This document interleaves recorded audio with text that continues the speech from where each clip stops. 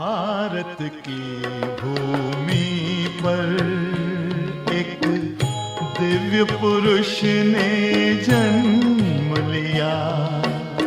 भारत की भूमि पर एक दिव्य पुरुष ने जन्म लिया।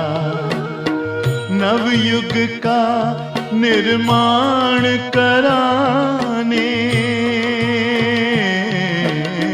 नवयुग का निर्माण कराने शिव ने जिनमें स्थान लिया। भारत की भूमि पर एक दिव्य पुरुष ने जन्म लिया। भारत की भूमि पर।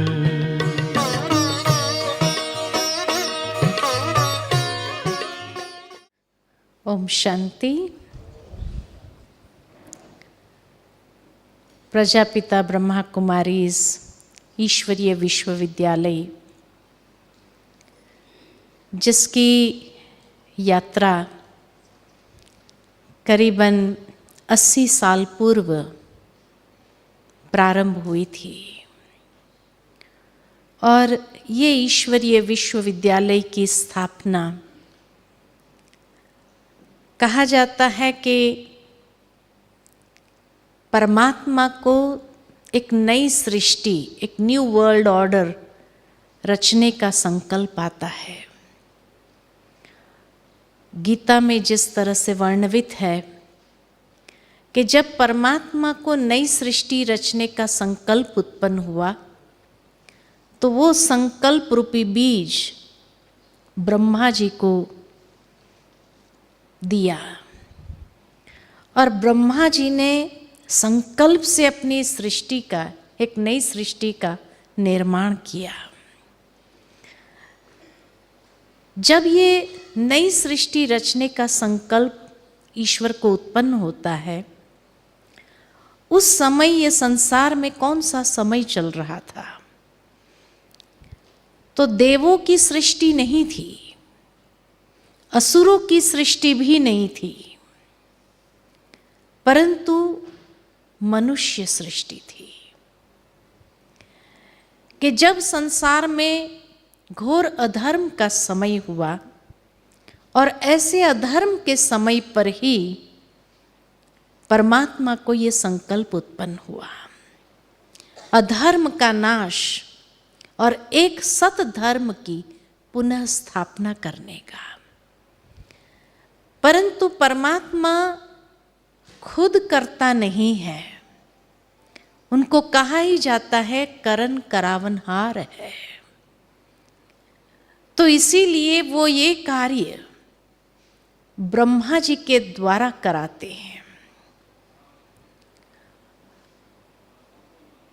पिता श्री ब्रह्मा बाबा जो लौकिक दुनिया के अंदर एक बहुत बड़े हीरे जवाहरत का व्यापार करते थे। उनका जन्म हैदराबाद सिंध में, जो वर्तमान समय पाकिस्तान में आता है, वहाँ पर हुआ एक हेडमास्टर के घर में। उनका पिताजी स्कूल के हेडमास्टर थे। उस जमाने के हेडमास्टर को आप समझ सकते हैं कि कितने स्ट्रिक्ट, डिसिप्लिन्ड, सिद्धांतवादी होते हैं। तो पिताश्री ब्रह्मा बाबा में भी वो संस्कार एक नेचुरल रूप में आए, परंतु बहुत छोटी आयु में ही उनके पिताजी ने शरीर छोड़ दिया और वो अपने चाचा के साथ रहने गए। चाचा जी किराने के व्यापारी थे, तो इसीलिए चाचा जी ने कहा अभी पढ़ाई वढ़ाई छोड़ो और कामकाज में हाथ बटाओ। तो किराने के दुकान पर उन्हें बिठा दिया परंतु पिताश्री जी का स्वभाव बचपन से ही दयालु, बहुत ही किसी गरीब को देखते थे तो उनके अंदर एक दया भाव जागृत हो जाता था। तो कभी किसी को तोल में ज़्यादा दे देते थे, कभी पैसा कम ले लेते थे। एक दिन वो पकड़े गए। चाचा जी ने देखा तो कहा, तुम तो हमारे सारी दुकान ही लुटा दोगे इस तरह से करोगे तो फिर कहा कि अभी तुम बड़े भी हो गए हो, अपने पैरों पर खड़े हो जाओ। तो पिताश्री जी वहाँ से चले और हीरे जवाहरत के व्यापार में उन्होंने कदम रखा। बाबा की बहुत पारखी नज़र, और पारखी नज़र होने के कारण हीरे की पहचान, उसमें कोई दाग है या फ्लॉ है, तुरंत बहुत स्पष्ट रीति से देख सकते थे। तो उस बिजनेस में फ्लरिश करने लगे। धीरे धीरे उनका परिवार बना।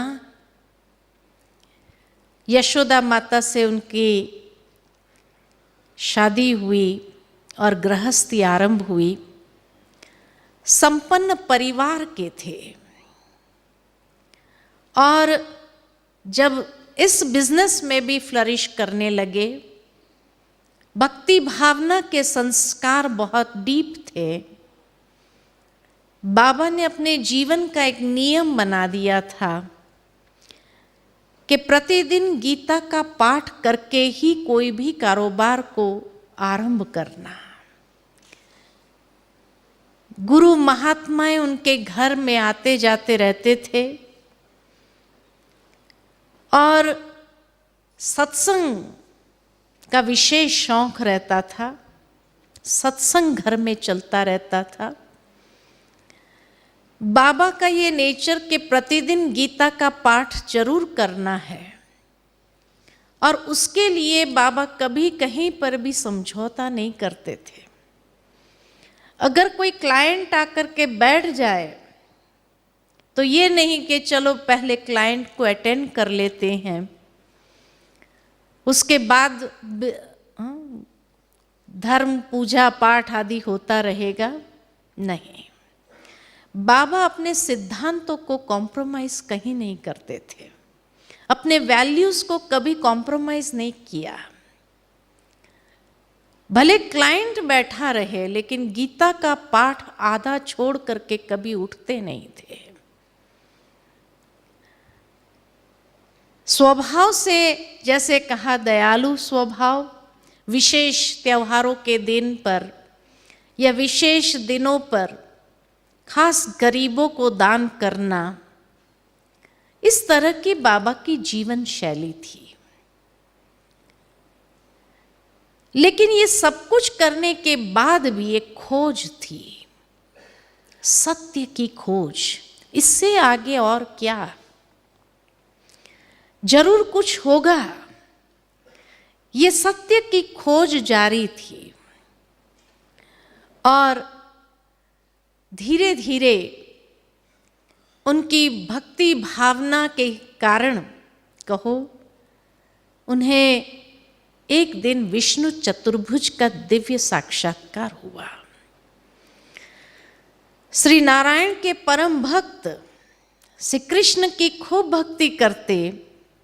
बाबा की जेब में हमेशा श्री नारायण की फोटो रहती थी। इतना श्री नारायण को या विष्णु जी को श्रद्धा पूर्वक मानते थे।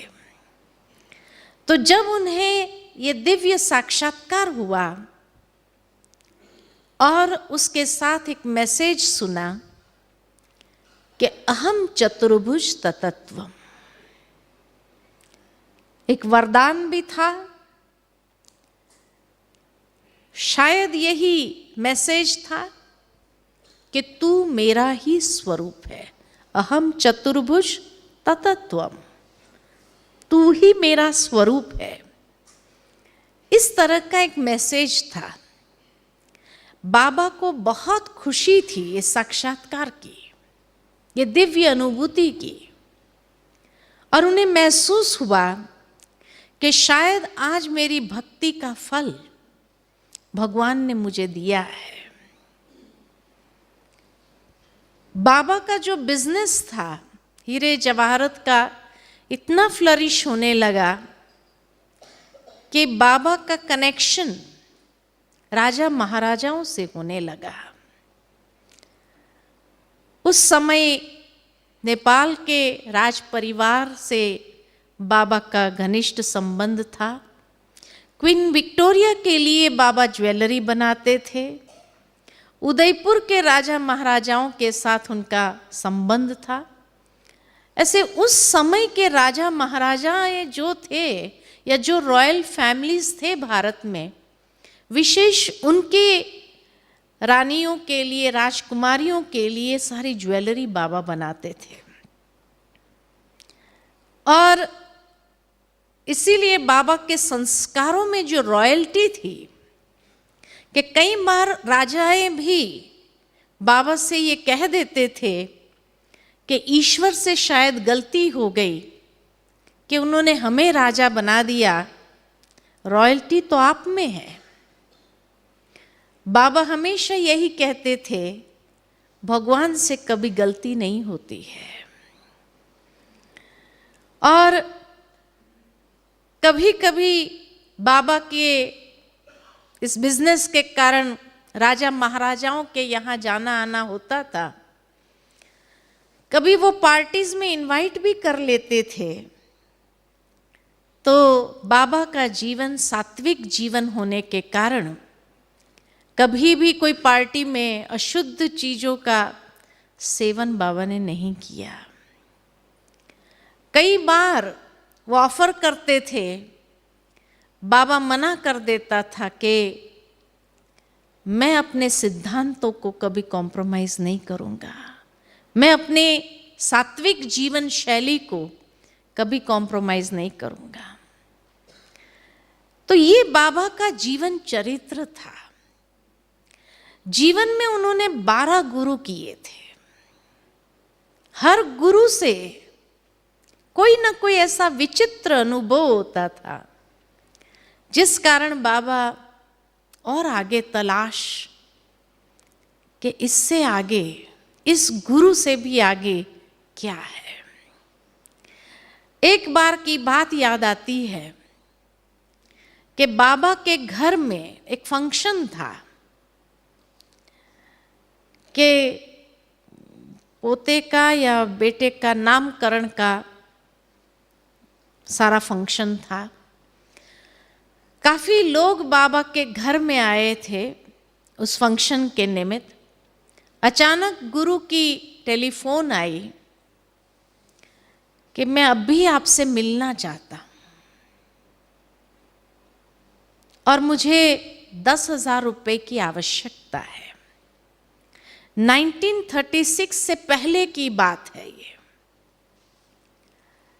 आज 10,000 की इतनी वैल्यू नहीं हो, लेकिन उस जमाने में 10,000 की वैल्यू क्या होती है वो आप भी समझ सकते हैं।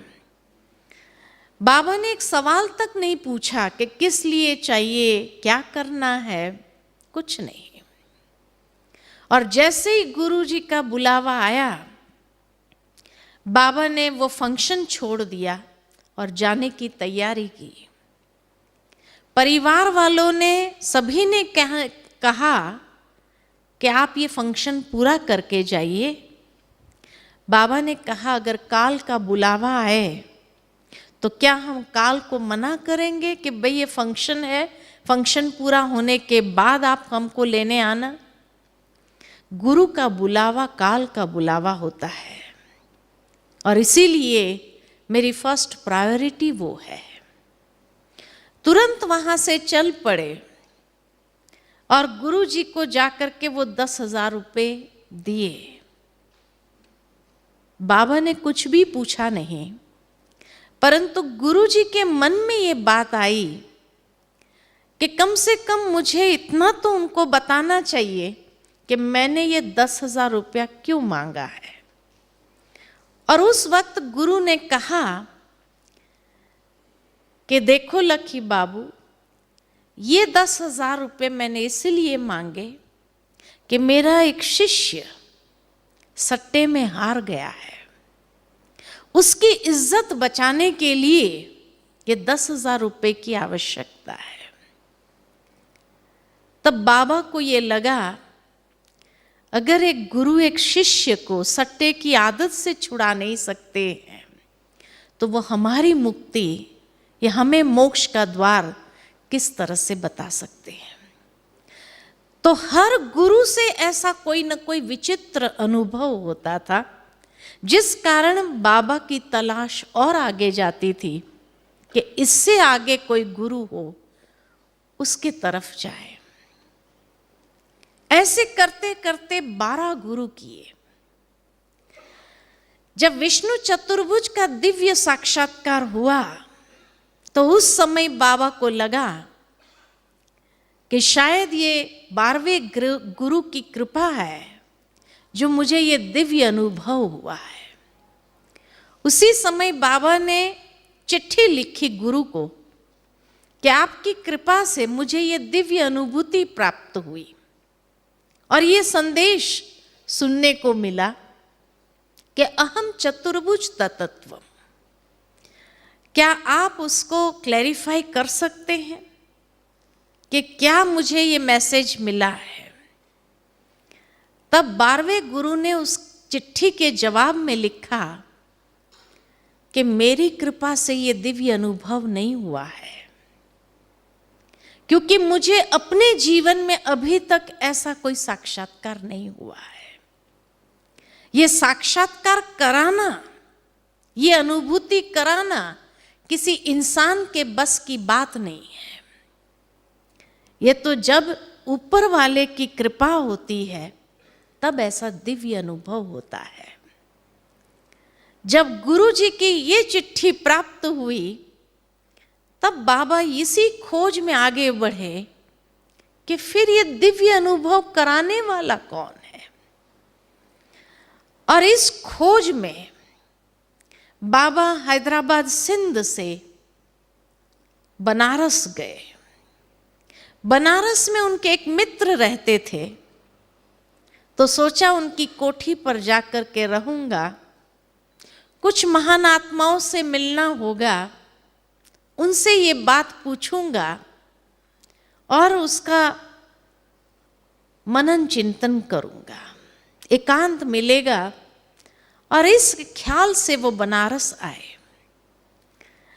बनारस में जब मित्र के घर में रुके, संध्या समय था कि पिताश्री जी गंगा तट पर चले गए और वहां जाकर एक वृक्ष के नीचे बैठ गए। इसी ख्याल में थे कि आखिर वो दिव्य अनुभव कराने वाला कौन है और क्या कहना चाहते हैं, क्या संकेत देना चाहते हैं। जब इसी विषय को लेकर के मनन चिंतन कर रहे थे कि अचानक पुनः वो साक्षात्कार की स्थिति में चले गए और इस समय 4 साक्षात्कार हुआ। सबसे प्रथम साक्षात्कार जो हुआ, महाविनाश का साक्षात्कार, कि जिस समय बाबा ने देखा उस दृश्य के अंदर कितनी बड़ी सृष्टि का महाविनाश। 1936 के पहले ये साक्षात्कार जब बाबा को हुए, उस समय एटॉमिक बॉम्ब्स की रिसर्च भी नहीं हुई थी या एटॉमिक शक्ति की रिसर्च भी नहीं हुई थी।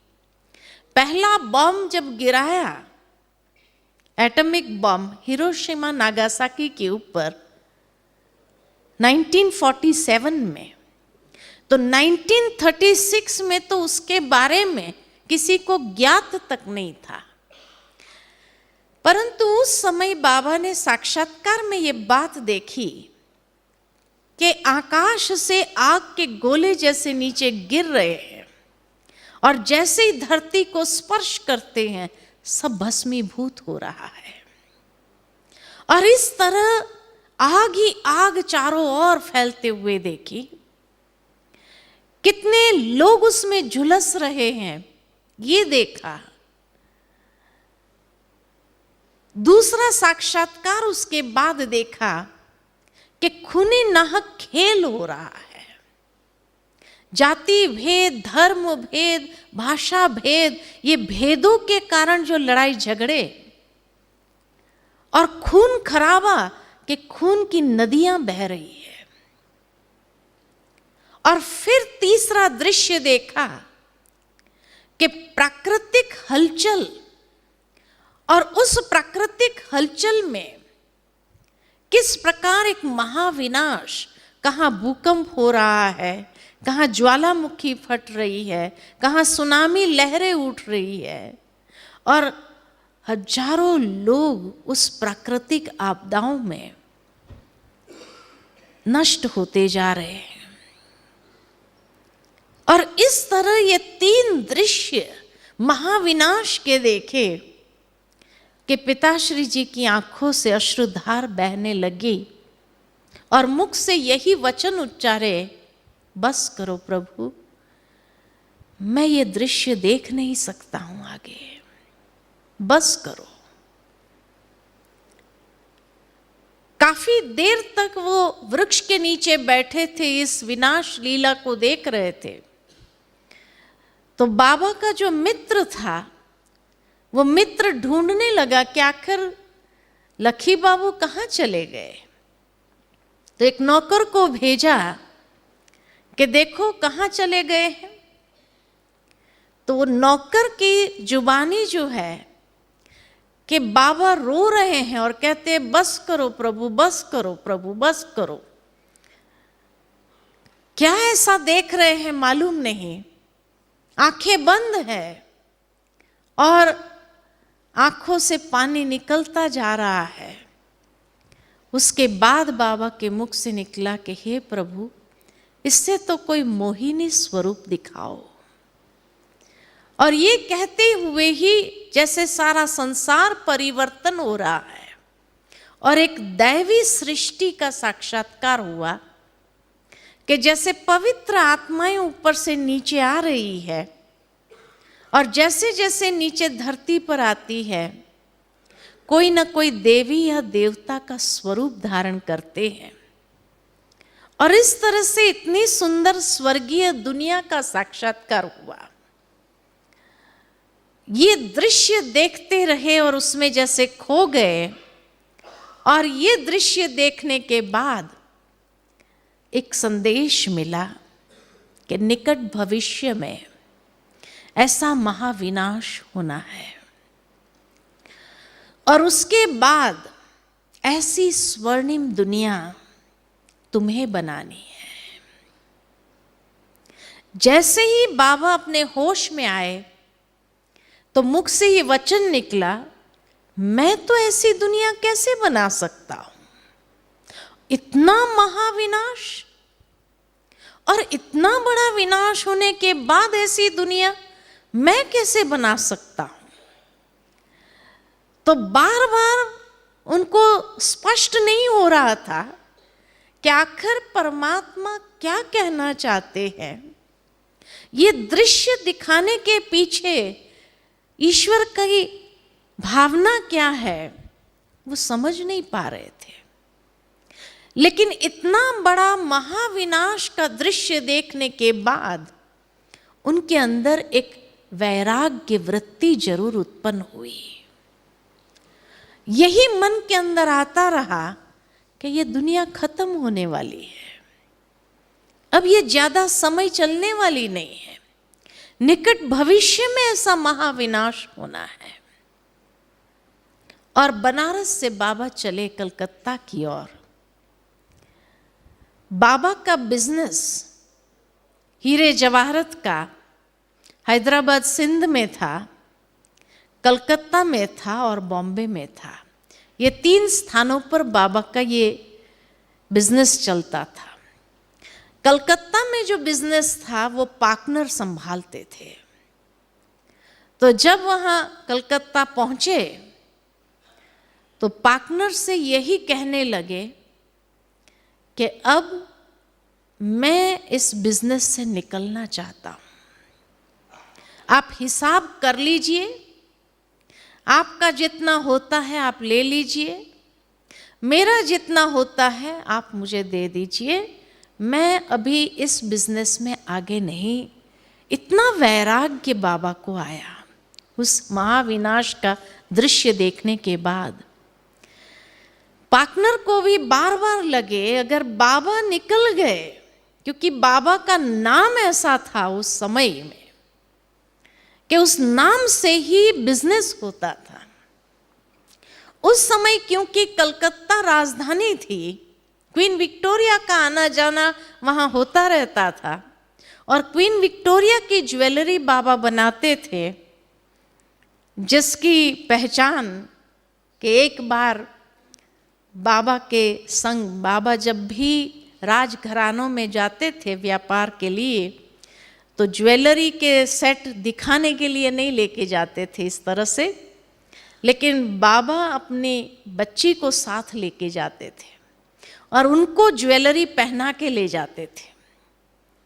वो जब देखते थे उनके ऊपर ज्वेलरी तो बाबा को कहते ऐसी ही ज्वेलरी का सेट हमें बना करके दे दीजिए, ऑर्डर दे देते थे बाबा को। तो इसी तरह से एक बार बाबा ने एक बक्कल बनाया था माथे का कि जिसमें ट्यून बजती थी, तो बच्ची को पहनाया वो बक्कल। अब बच्चों को ट्यून बजने वाली बक्कल पहना दो तो बड़े खुश होते हैं। तो जब लेके गए तो क्वीन विक्टोरिया ने कहा कि मुझे ऐसा ही बक्कल बना करके दो।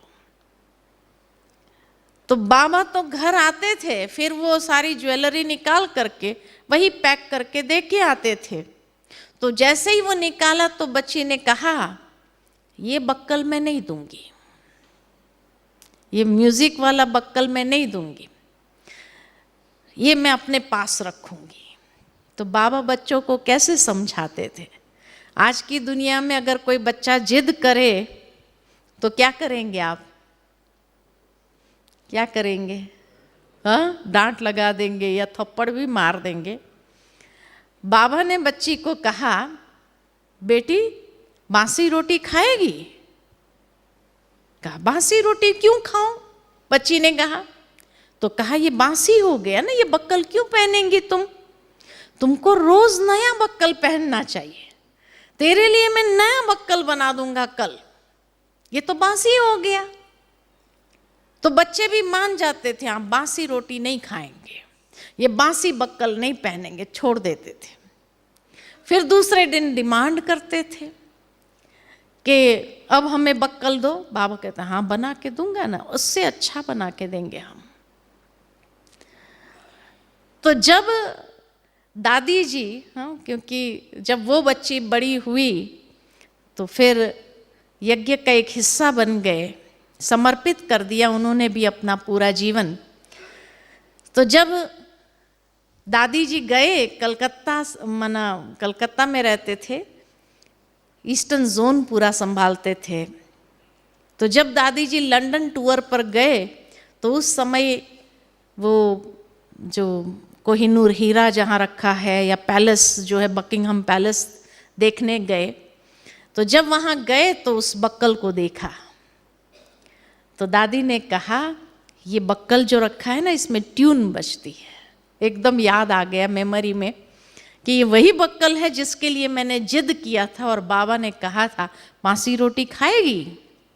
तो जब कहा दादी ने कि ये बक्कल में ट्यून बजती है तो जो गार्ड्स थे, गार्ड्स को पूछा कि ये बक्कल में ट्यून बजती है। तो गार्ड को लगा ये कोई स्पाई आ गए हैं। तो गार्ड्स ने कहा कि आप कैसे जानते हैं कि इसमें ट्यून बजती है? तो दादी ने कहा क्योंकि मेरे पिता ने ही ये बक्कल बनाई थी और क्वीन विक्टोरिया को दिया था, इसीलिए मैं कहती हूँ। तो फिर क्वीन विक्टोरिया तक मैसेज पहुँचा कि भाई वो बक्कल देख करके कोई मैडम आई है जो कहती है कि हमारे पिता ने वो बनाया था कलकत्ता में।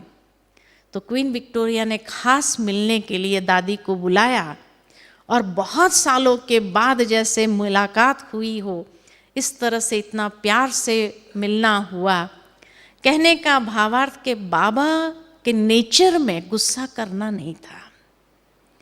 एक बार ऐसा हुआ कि बच्चे शैतान तो होते हैं, तो मैनेजर को बाबा ने हीरे दिए, हीरे की सारी पुड़िया दिया और कहा दुकान पर ले जाओ। अब बच्चों ने देखा कि मैनेजर को दिया, बाबा तो चले गए मैनेजर को दे करके, और बच्चों के मन में आया कि अब हम अपने हीरे के ये बनाएंगे कोई ना कोई। तो बेटे ने कहा मेरे को हीरे की अंगूठी चाहिए, लड़की ने कहा मुझे बक्कल चाहिए, और दूसरी लड़की ने भी कहा कि उसको भी कुछ बैंगल चाहिए या ऐसा कुछ चाहिए। तो जब देखा कि मैनेजर को दिया सारे हीरे के पैकेट, तो बच्चे गए जोर से मैनेजर को धक्का मार के, हाथ मार के सारे हीरे गिरा दिए। अब सारे हीरे अगर गिर जाए तो एक एक हीरे को ढूंढना कितना मुश्किल होता है। तो बच्चों ने क्या किया, जितने हीरे आए हाथ में ले लिए कि इतने हीरे तो बस हो गए हमारा बक्कल बनाने के लिए, हमारी अंगूठी बनाने के लिए, हमारी बैंगल बनाने के, और उतने हीरे लेकर भाग गए। उनको क्या मालूम हीरे की वैल्यू क्या होती है।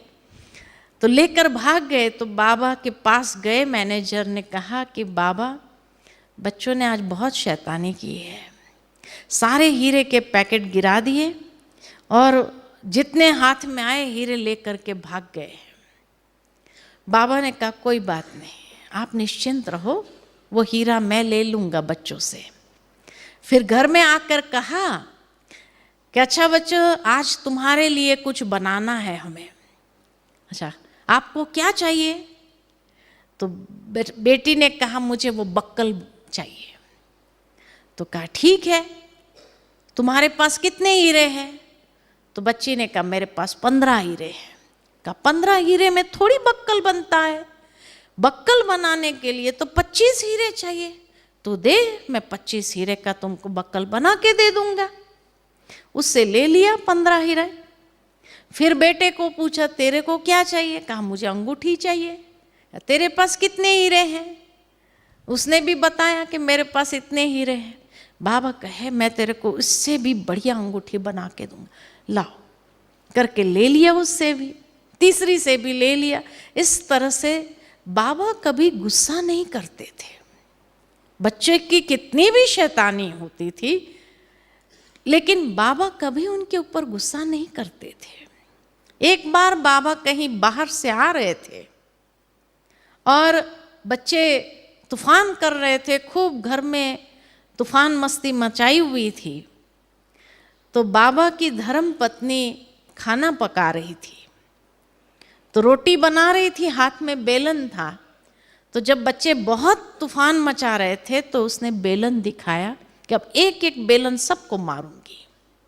बाबा दूर से आ रहे थे, जैसे ही बाबा ने देखा, बच्चों को कहा चलो बच्चे तैयार हो जाओ, घूमने चलते हैं। बच्चे खुश हो गए, तैयार होने चले गए कि चलो फिर आकर गाड़ी में बैठ जाओ। और बाबा फिर आए अपने धर्म पत्नी के पास, माता यशोदा के पास, और बाबा ने कहा आज तुमने बेलन दिखाया, लेकिन आगे से कभी बच्चों को बेलन नहीं दिखाना। का बहुत तूफान कर रहे थे, बहुत मस्ती कर रहे थे। तो बाबा ने कहा कि आज तुमने उसको बेलन दिखाया, कल वो आपस में एक दूसरे को बेलन दिखाएंगे। तो ये संस्कार कौन डालता है? तो हमें अपने बच्चों के अंदर ऐसे संस्कार नहीं डालने हैं। ये बाबा की सोच थी कि संस्कार भी कितने अच्छी तरीके से देना होता है बच्चों को। बच्चे हर हरकत माँ बाप की देख करके ही सब सीखते हैं। तो कहा आज के बाद उनको कभी बेलन दिखाना भी नहीं, मारना तो बहुत दूर की बात, दिखाना भी नहीं, क्योंकि तुमने दिखाया, वो दिखाएंगे नहीं, वो प्रयोग करेंगे। तो ये संस्कार हमें बच्चों के अंदर नहीं डालने हैं। तो इस तरह की बाबा की सोच थी। और इसीलिए जब कलकत्ता से बिजनेस को वाइंड अप करने का सोच करके सारा हिसाब किताब कर रहे थे, उतने में टेलीग्राम आई हैदराबाद से कि बाबा के चाचा जो थे वो बहुत बीमार थे और उनकी अंतिम इच्छा यही थी कि मैं बाबा को मिलूं। और ये इच्छा क्यों थी उनकी? तो उनके चाचा जो थे बहुत बड़े व्यापारी थे और बहुत संपत्ति थी उनके पास और कोई बच्चे नहीं थे। तो उनके चाचा को यही लगा कि मैं मरने के बाद ये सारी संपत्ति का क्या होगा, इससे अच्छा है कि मैं सारा विल करके लखीराज को देके जाऊं, वो उसका सदुपयोग करेंगे, दान पुण्य करेंगे मेरे पीछे भी।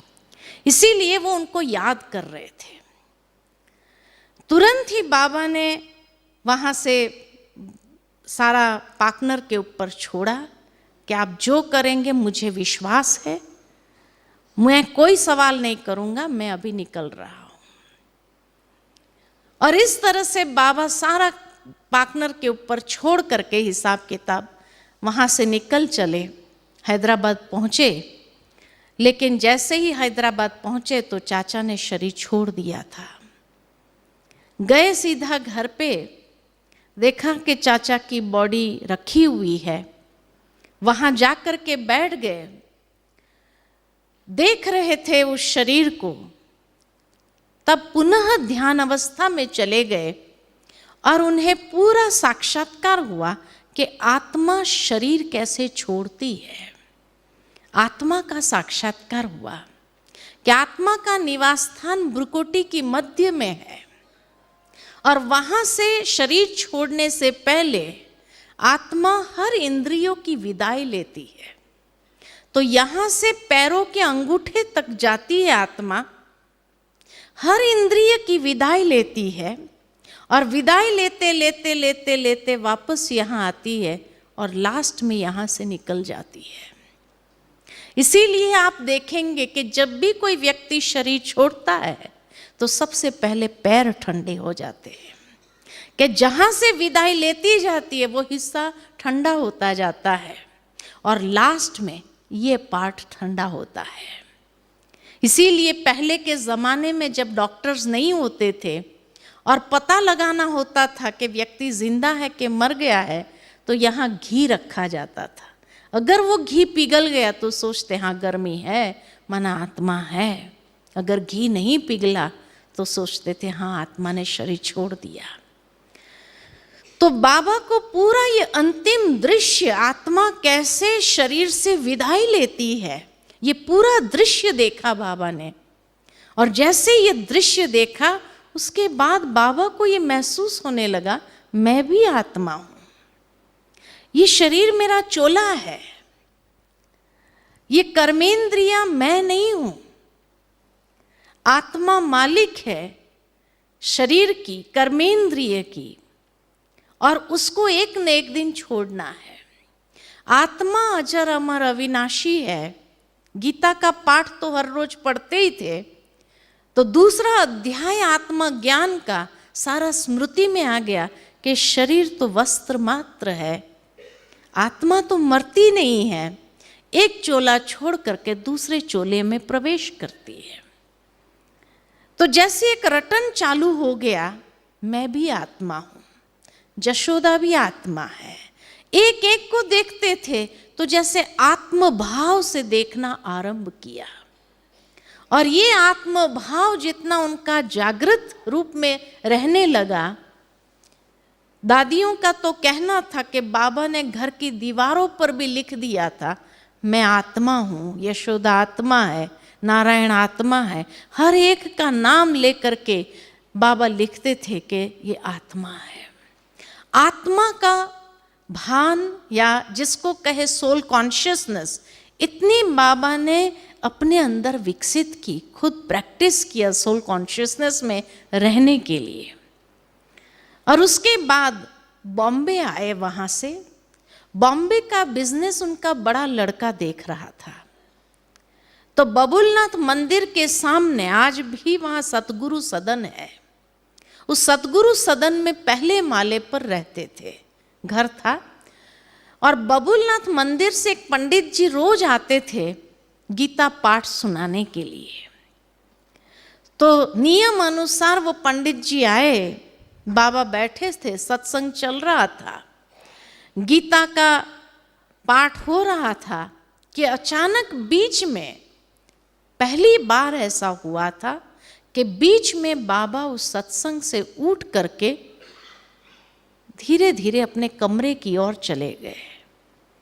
उनके बड़े बेटे की बहू जो थी, जो भी इस ईश्वरीय विश्वविद्यालय में समर्पित हो गई थी, जिनका नाम लौकिक में तो राधिका था, लेकिन बाबा का बनने के बाद, समर्पित जीवन के बाद उनका नाम बाबा ने रखा ब्रजेंद्रा। तो दादी जी सुनाती कि पहली बार मुझे आश्चर्य हुआ कि बाबा बीच में से कैसे उठे, शायद तबीयत ठीक नहीं है, ये सोच करके वो भी उठी सत्संग से और बाबा के पीछे पीछे गई। तो देखा कि बाबा जैसे सुध बुध में नहीं थे और जाकर के अपने पलंग के ऊपर पैर पर पैर चढ़ाकर अर्ध पद्मासन के रूप में बैठ करके आंखें बंद हो गई और जैसे ध्यान मग्न स्थिति में चले गए।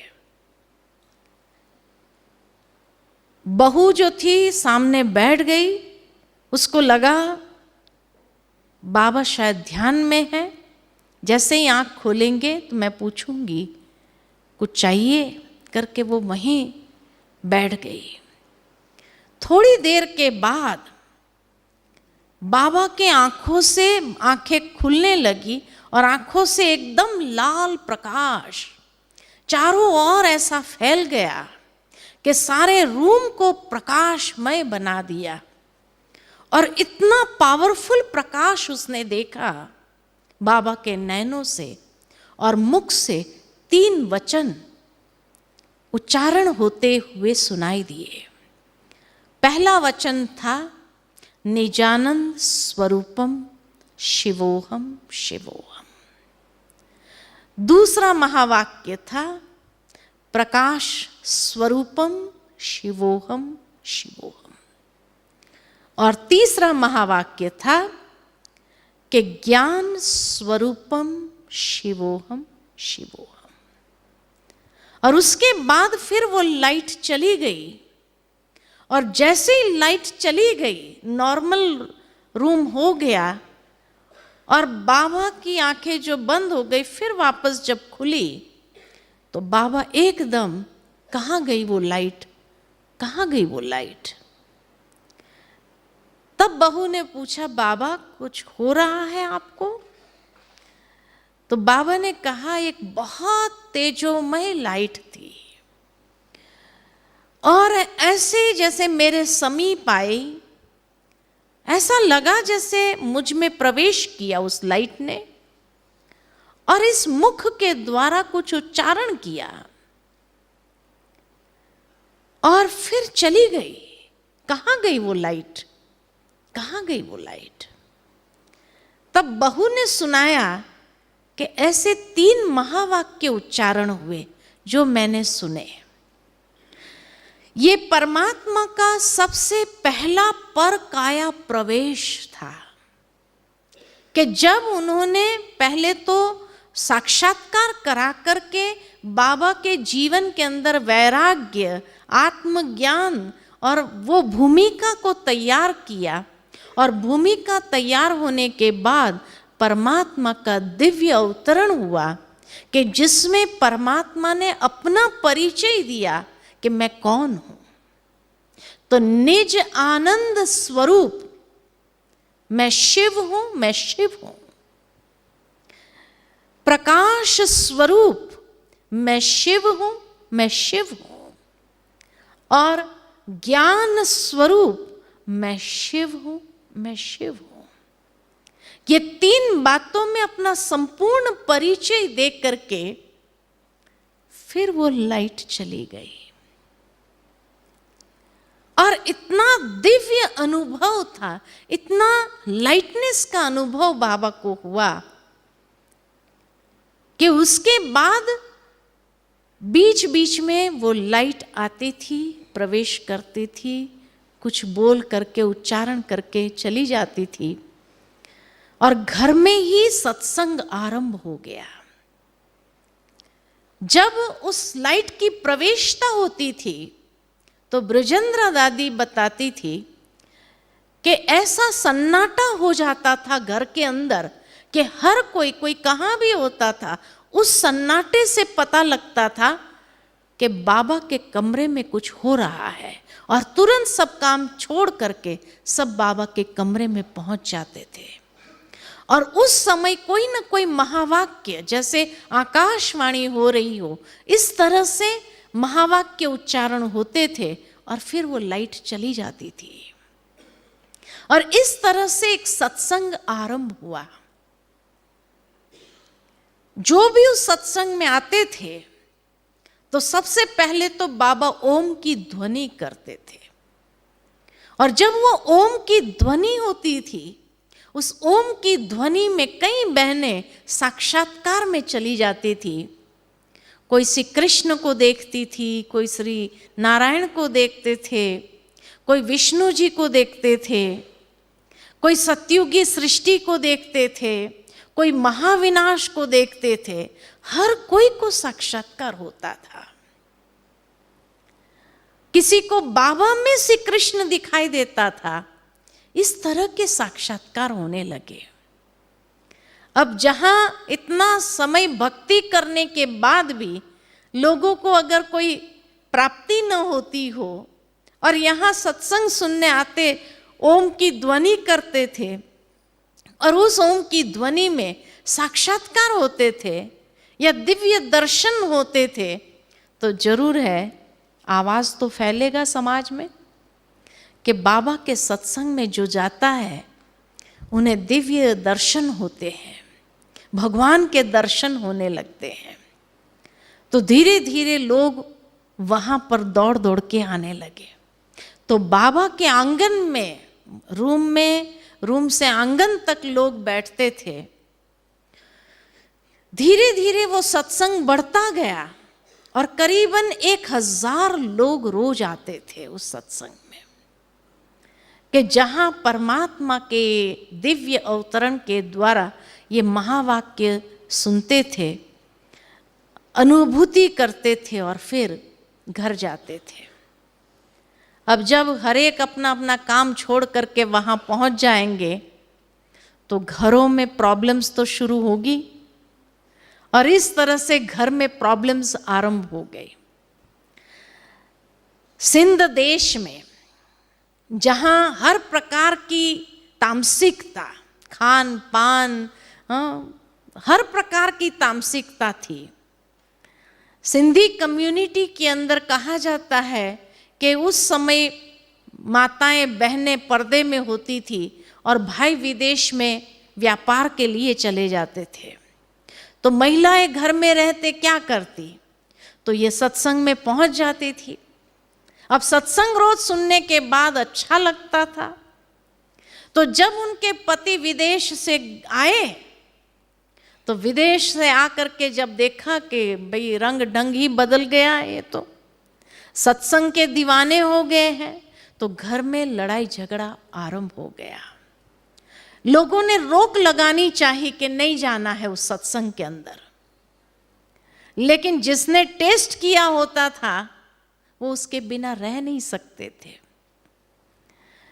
तो जब घर में लड़ाई झगड़ा आरंभ हुआ, आखिर सब भाई लोग मिल करके उन्होंने सोचा कैसे भी करके ये सत्संग को बंद करना चाहिए। अब सत्संग को बंद कैसे करें, तो सोचा कि बाबा को ही खत्म कर दो, सत्संग अपने आप बंद हो जाएगा। लेकिन भगवान के रथ को खत्म करना कोई आसान बात है क्या? तो उन्होंने उस समय एक कोई बहुत नामी कोई गुंडा होगा उस समाज में जिसके लिए कोई काम डिफिकल्ट नहीं था, उसको हायर किया और उसको कहा तुम्हें मुंह मांगे पैसे हम देंगे, लेकिन ये दादा को खत्म कर दो। तो उसने कहा ये तो मेरे बाएं हाथ का खेल है, उसमें कौन सी बड़ी बात है। कहा ठीक है तुम खत्म कर दो, मुंह मांगा इनाम तेरे को देंगे। कहा ठीक है। तो एक दिन वो सत्संग के सुनने के बहाने वहाँ चला गया और उसने पूछा, वहाँ बहनें थी तो बहनों से पूछा कि भाई बाबा से मिलना है हमें। तो बहन ने कहा कि अभी तो बाबा रेस्ट में है, आप शाम को आइएगा। कहा नहीं मैं शाम को नहीं आ सकता, मुझे अभी मिलना है। तो ये डिस्कशन हो रही थी तो बाबा उस समय कमरे में थे, तो वहाँ खिड़की से बाबा ने देखा तो बाबा ने मैसेज भेजा आने दो बच्चे को। तो उसको लेकर के आए, वहाँ बैठे, उसने कहा मुझे कुछ सवाल पूछने हैं। कहा ठीक है। उसने पूछना चालू किया, कहा कि मेरे कुछ पर्सनल सवाल है, ये बहनें यहाँ ना बैठे। तो बाबा ने बहनों को कहा ठीक है आप जाइए, बच्चे को सवाल पूछना है। तो जब अकेला मौका देखा तो उसने जो है चाकू निकाला बाबा को मारने के लिए, लेकिन जैसे ही चाकू उठाया मारने के लिए कि उसको अपने इष्ट का साक्षात्कार हुआ। वो गुरु नानक देव को मानते थे, तो जैसे ही उन्होंने देखा कि बाबा के अंदर गुरु नानक देव का स्वरूप देखा तो पीछे हट गया। जैसे ही पीछे हटा तो उनको फिर बाबा का स्वरूप दिखाई दिया। फिर उसने चाकू उठाया मारने के लिए, फिर उनको गुरु नानक देव दिखाई दिए। उससे मारा नहीं गया, उसने चाकू बाबा के सामने सरेंडर किया, हाथ जोड़कर कहा मैं कुछ लोगों के बहकावे में आ गया था जिन्होंने मुझे ये कार्य दिया था आपको मारने के लिए, लेकिन आप मेरे इष्ट हो, मैं आपको कैसे मार सकता हूँ। और आज के बाद मैं ये काम छोड़ दूंगा और ये समर्पित करता हूँ। चाकू समर्पित किया और उसके बाद वहाँ से कहाँ चला गया किसी को पता नहीं चला कि वो कहाँ गया। फिर लोगों ने सोचा कि अब सत्संग बंद कैसे करें, तो सोचा कि भाई इनका सत्संग सुबह सुबह चलता है, तो सुबह जब सत्संग में सब लोग बैठे हो उसी समय बाहर से दरवाज़ा लॉक कर देते हैं और उस भवन को आग लगा देते हैं। भले अपने रिश्तेदार भी मर जाए लेकिन सत्संग बंद होना चाहिए। तो सुबह सुबह में सोचा 7 बजे इनका सत्संग आरंभ होता है, तो वो लोग पेट्रोल सब लेकर के आए, केरोसिन पेट्रोल सब लेकर के आए और दरवाज़ा बंद कर दिया बाहर से और चारों ओर पेट्रोल छिड़क दिया, केरोसिन छिड़क दिया और आग लगा दी। 8 बजे के करीबन देखा तो सारे बच्चों सहित बाबा तो आ रहे हैं बाहर से। उस दिन सुबह सुबह 5 बजे बाबा को लगा कि चलो आज समुद्र के किनारे जाते हैं। कराची में समुद्र तट था, तो इसीलिए बाबा ने जब ये कार्य को आरंभ किया, जब इतना सत्संग शुरू हो गया, तो बाबा ने एक बोर्डिंग स्कूल खोली थी, जिस बोर्डिंग स्कूल में बच्चे भी पढ़ते थे और ये सत्संग भी होता था। दुनिया की पढ़ाई के साथ साथ उनको ये पढ़ाई भी पढ़ाई जाती थी। तो उस दिन सुबह सुबह बाबा को पता नहीं क्या मन के अंदर विचार आया, उनको तो कुछ मालूम नहीं था कि क्या प्लानिंग चल रही है। सुबह 5 बजे सब बच्चों को लेकर के समुद्र किनारे चले गए और कहा कि एक तरफ स्थूल समुद्र होगा, उनकी लहरें, और दूसरी ओर ज्ञान का सागर परमात्मा के ज्ञान की बातें सुनेंगे। तो उस दिन समुद्र किनारे बैठ करके सत्संग किया और 7 बजे के बाद जब वहाँ से निकले 8 बजे आए तो देखा सारा घर जल रहा है। उस भवन का नाम था लखी भवन, जिसका यादगार शास्त्र में आता है कि पांडवों को लाखा भवन में जलाया कौरवों ने। वो लाखा भवन नहीं, लखी भुवन था, कि जिसके अंदर पांडवों को जलाने की, पांडव माना कौन? पांडव माना जिसकी भगवान के साथ प्रीत है, जो भगवान से प्रीत करने वाले हैं। जलाने वाले कौन? जो भगवान से विपरीत है। विपरीत बुद्धि विनश्यन्ति, प्रीत बुद्धि विजयन्ति। तो इसीलिए जब आया देखा तो उनको ये लगा कि ये लोग बाहर निकले कैसे।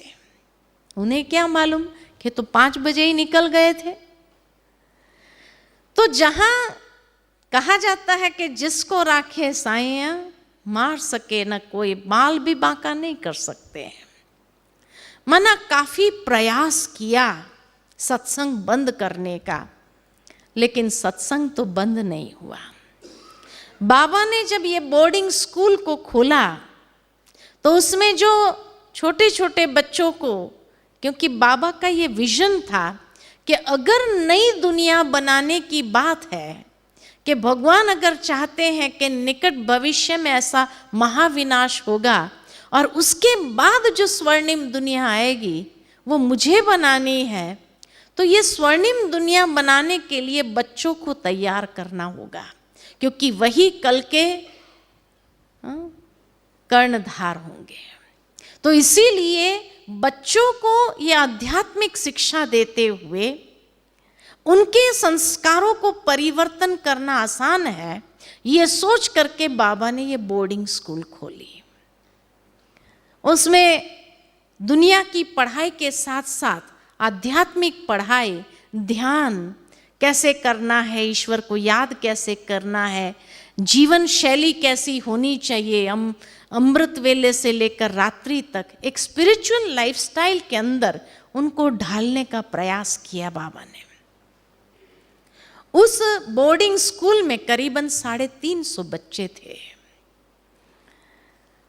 लेकिन जैसे ही वो बोर्डिंग स्कूल चलने लगा कि पार्टीशन का समय हो गया और हिंदुस्तान पाकिस्तान का पार्टीशन के कारण इतने लड़ाई झगड़े, इतने चारों तरफ मारपीट हो रही थी, तो बाबा ने वो सब बच्चों को 4 दीवारी के अंदर 1937 से लेकर 1950 तक 4 दीवारी से बाहर निकलने नहीं दिया।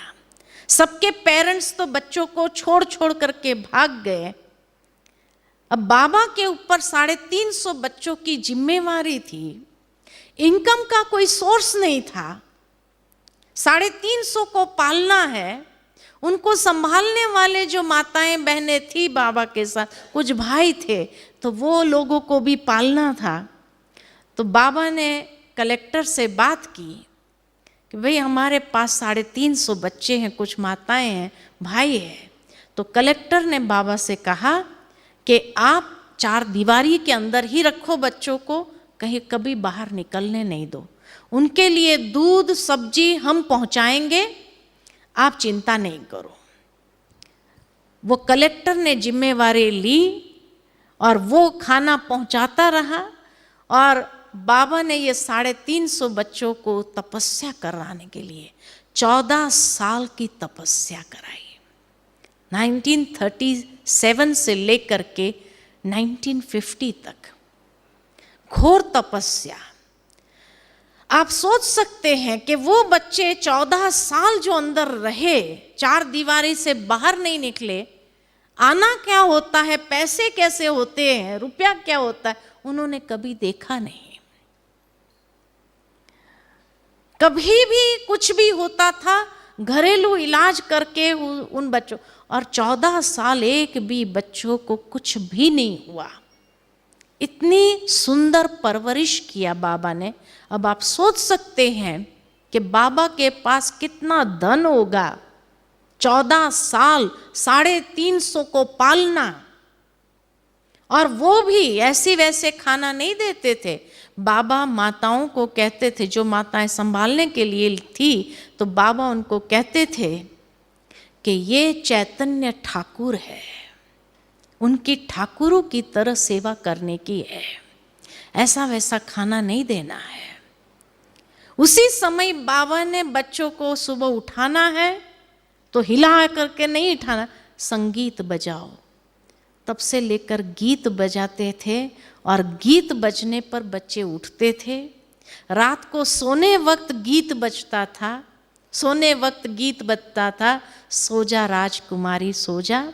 सुबह उठते थे तो गीत बजता था, जागो मोहन प्यारे जागो। इस तरह बाबा परवरिश कर, ऐसे हथेली पर रख करके बाबा ने उन 350 बच्चों को पाला।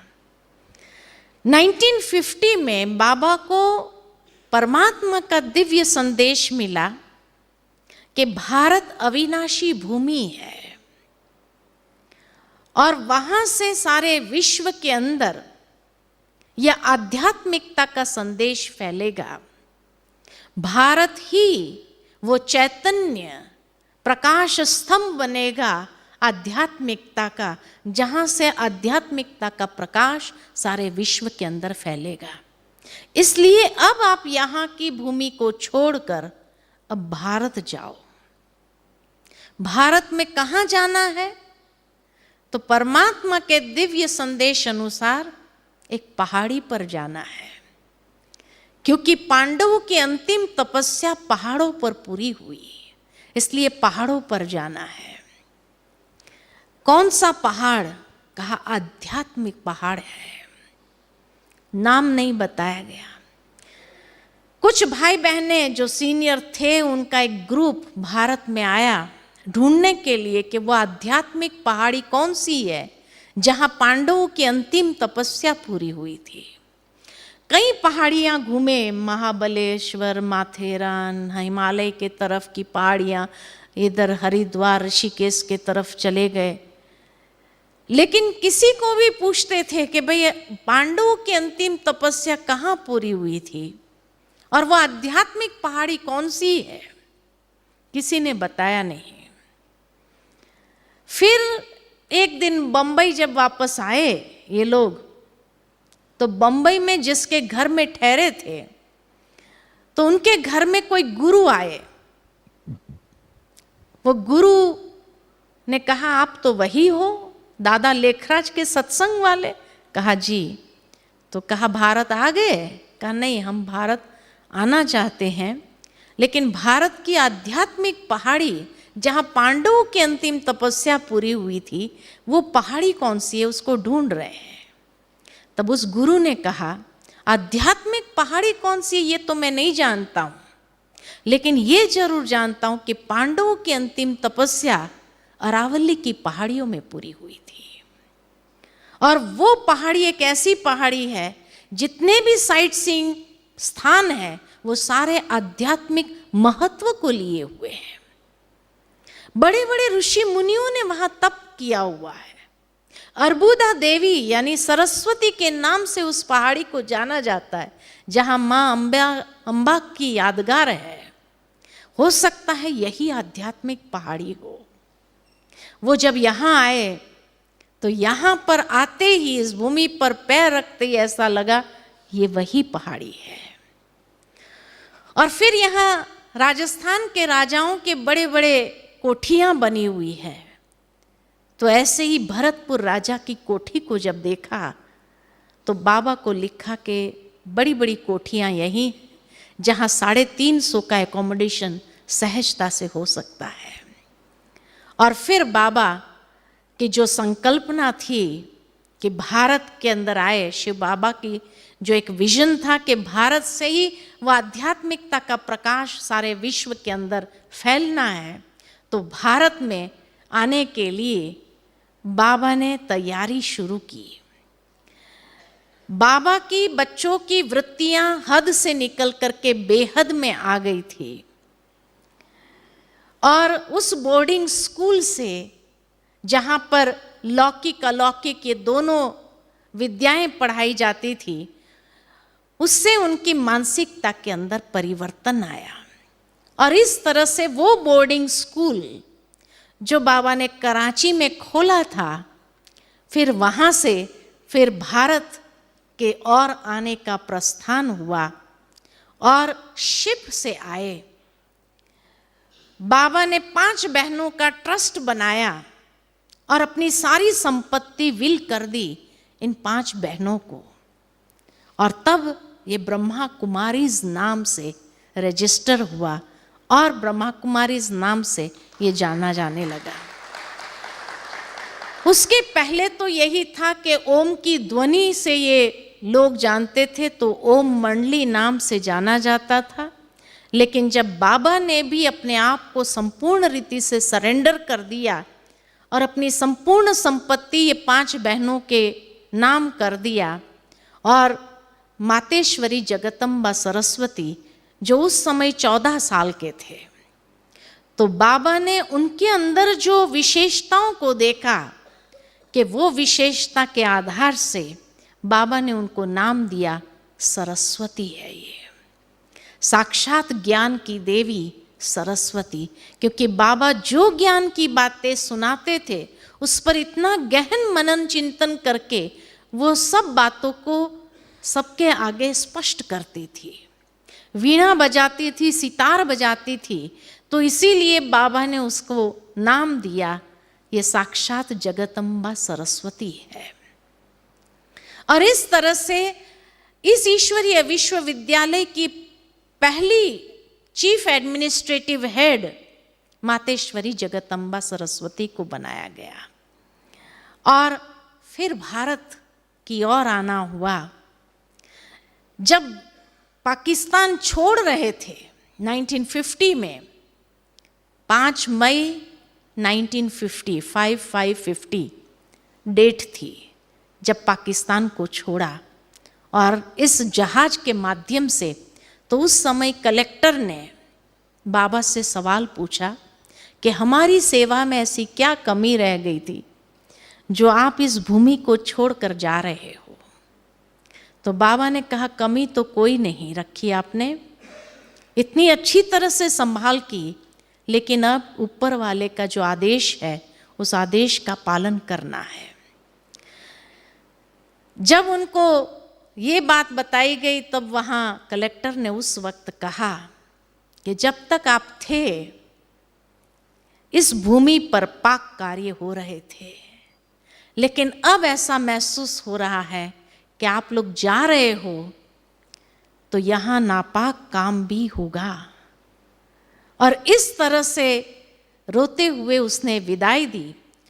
और उस समय जितने भी ऑफिसर थे उनको कहा इनकी एक सुई तक भी ये ले जाए, यहाँ कुछ भी छोड़ेंगे नहीं। सब कुछ पैक करके उनसे वहाँ से विदाई दिया उस कलेक्टर ने। और वो जहाज ओखा बंदर आया और ओखा से फिर माउंट आबू की ट्रेन लिया और ट्रेन के द्वारा यहाँ माउंट आबू पहुँचे। माउंट आबू में भी सबसे पहले जो पांडव भवन, जो पहला परिसर है हमारा, जैसे मैंने आपको कहा कि पांडव भवन की भूमि को क्यों चुना या माउंट आबू को क्यों चुना, क्योंकि शास्त्रों में दिखाया गया है कि ब्रह्मा ने सरस्वती को वेदों का ज्ञान इसी पहाड़ी पर दिया है। ये भी कहा जाता है कि पांडवों की अंतिम तपस्या यहीं पूरी हुई। जितने भी स्थान है किसी न किसी ऋषि मुनि के साथ की कोई कथा जुड़ी हुई है। जैसे गुरु शिखर चले जाओ तो सती अनसुया अत्रि ऋषि और दत्तात्रेय ने वहां पर तपस्या की हुई है। अधर देवी, अधर कन्या का मंदिर है जहां पर दिखाते कि अधर देवी ने भी यहाँ तपस्या की हुई है। अचलगढ़ का यादगार है, जैनियों का दिलवाड़ा मंदिर है। इस तरह सारे स्थान अगर देखे, और इतनी सात्विकता इस भूमि के अंदर थी कि मुझे याद आता है कि मैं जब इस स्थान पर आई हूँ 1992 में, यहाँ माउंट पर कोई फिल्म थिएटर नहीं है।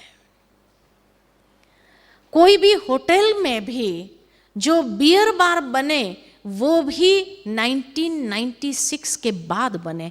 96 तक इस भूमि पर इतनी सात्विकता महसूस करते थे हम लोग कि यहाँ पर कोई भी प्रकार के इम्प्योरिटी वाले कार्य नहीं होते थे। इतनी इस भूमि की पवित्रता महसूस की हुई है।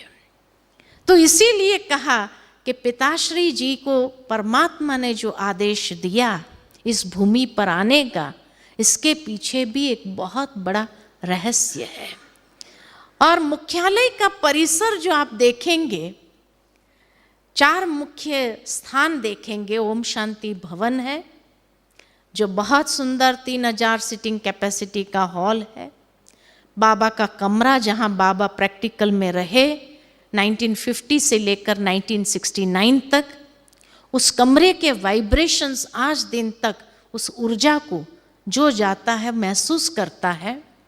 बाबा की झोपड़ी है जहां बैठकर बाबा बच्चों को पत्र लिखते थे। और 1969 18 जनवरी को जब बाबा ने अपने साकार देह को त्याग किया तो बाबा के अंतिम संस्कार वहीं हुए थे जहां पर शांति स्तंभ का निर्माण हुआ है। स्मृति स्तंभ है और जो भी ऊर्जा चेक करने के लिए आते हैं वो यही बताते हैं कि उस स्थान की ऊर्जा इतनी पावरफुल है। और ये हम लोगों का भी अनुभव है कि कोई भी निस्वार्थ भाव से किया हुआ शुद्ध संकल्प अवश्य पूरा होता है। जो निस्वार्थ भाव से संकल्प करके जाता है उसका वो संकल्प अवश्य पूरा होता है। इतनी पावर है उस ऊर्जा के, उस वातावरण के अंदर भी। बाबा का प्रैक्टिकल कर्म योगी जीवन इस भूमि पर कई भाई बहनों ने देखा, अनुभव किया।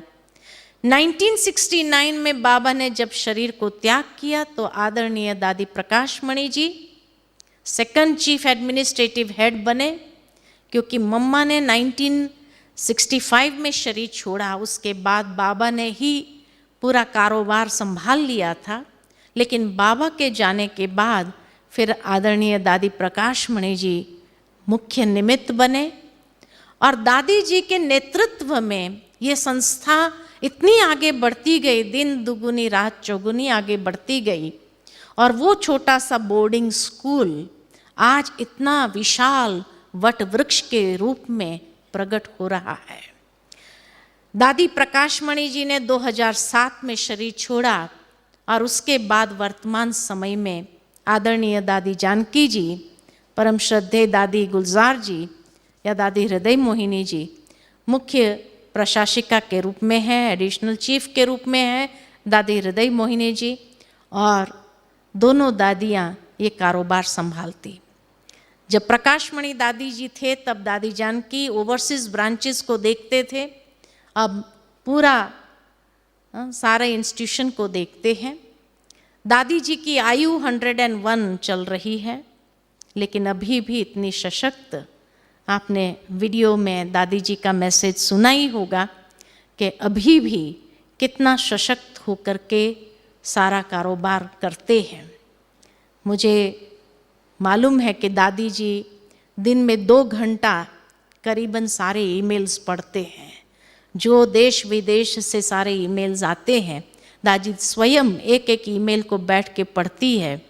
इंग्लिश में हो तो भी पढ़ती है। इतना जैसे सशक्त रीति से, और उसका जवाब देना तो फिर कैसे, क्या लिखना है क्या जवाब देना है वो भी खुद ही लिखवाती है। तो ये वर्तमान समय में 100 ईयर्स दुनिया में कई लोग कंप्लीट करते हैं, लेकिन पोस्ट पोजीशन पर होते हुए 100 ईयर्स को कंप्लीट करना ये बहुत बड़ी बात है। और इस तरह से इस ईश्वरीय विश्वविद्यालय, जैसे मैंने कहा, आज दुनिया के अंदर करीबन 140 देशों में फैल चुकी है। और ये कहते हुए हमें गर्व होता है कि दुनिया में जैसे कहा जाता था कि जब ब्रिटिश साम्राज्य था तो कहते थे कि ब्रिटिश साम्राज्य इस तरह से दुनिया के कई देशों में फैला हुआ था, तो कहते थे ब्रिटिश साम्राज्य में सूर्य कभी अस्त नहीं होता है। आज हमें भी ये कहते हुए गर्व है कि ब्रह्मा कुमारीज ईश्वरीय विश्वविद्यालय के ब्रांचेस 140 देशों में जिस तरह से फैले हुए हैं, तो ब्रह्मा कुमारीज में भी सूर्य कभी अस्त नहीं होता है। और इस तरह से आज सारे विश्व के अंदर ये लार्जेस्ट लेडीज मैनेज्ड ऑर्गेनाइजेशन है कि जहाँ पर से हम भाई बैकबोन है हमारे, जो मददगार रूप में हर रीति से गाइड करते हैं, और बहनें मुख्य रूप से सारा संचालन करती है, क्योंकि परमात्मा की यही भावना थी कि माता प्रथम गुरु है। जो माता पर्दे के अंदर थी उसको बाहर निकाला, तब सारी दुनिया ने भी माताओं को पर्दे से बाहर आकर के वो बहनें माताएं पढ़ाई करना चालू किया। लेकिन उसका श्रेय सबसे पहले परमात्मा को जाता है।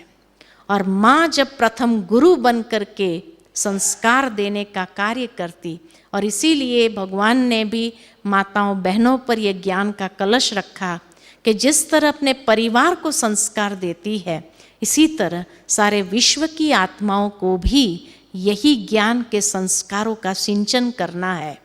और जितना सिंसियरली बहनें माताएं कर सकती है, उतना और कोई नहीं कर सकता है।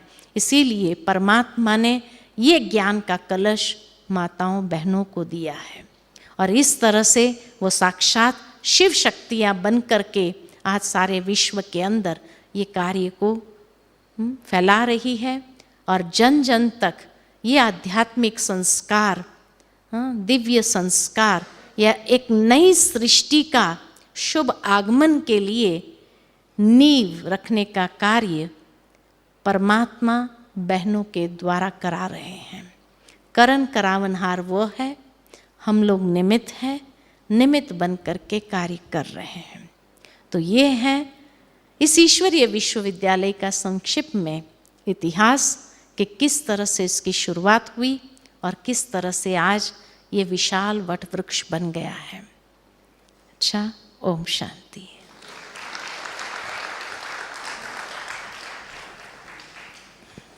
बहुत बहुत धन्यवाद दीदी जी। दादा लेखराज से फाउंडिंग फादर प्रजापिता ब्रह्मा तक की यात्रा, साथ साथ सिंध कराची से माउंट आबू और माउंट आबू से देश विदेश के कोने कोने तक की यात्रा मानो आपने जीवंत करके हमें दिखाई। बहुत बहुत धन्यवाद फिर से।